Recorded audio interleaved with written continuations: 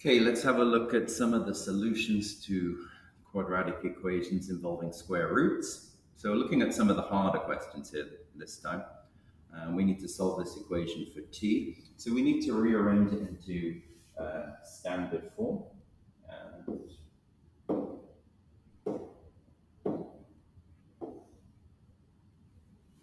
So we take the equation 3t squared minus 48 is equal to 0.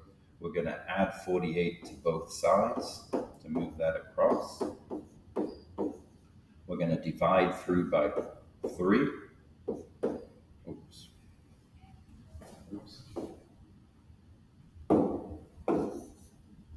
We're going to divide through by 3.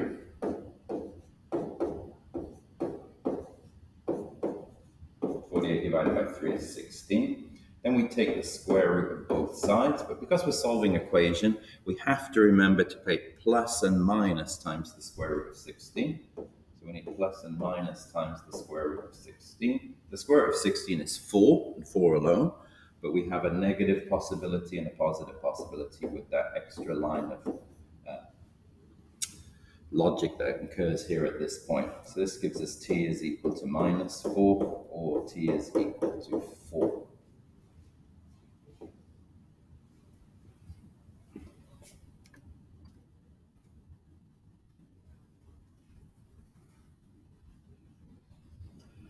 How many real solutions does this equation have? For this one, we need to look at the right-hand side.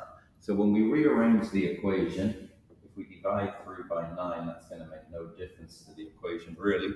So 9j squared is equal to 0. Divide by 9, we get, I've switched to t squared is equal to 0.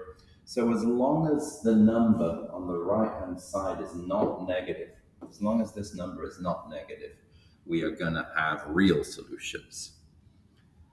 Now, in this particular case, we're only going to have one real solution because we can't have plus and minus times 0.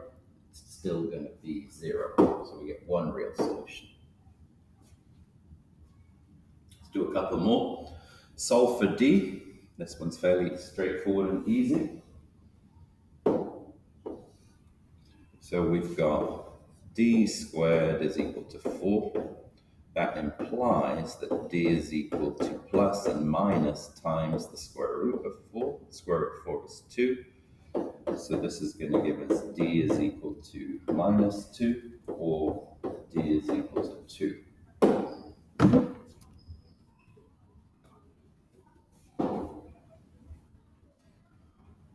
Okay, one more here on this one. How many real solutions does the equation have?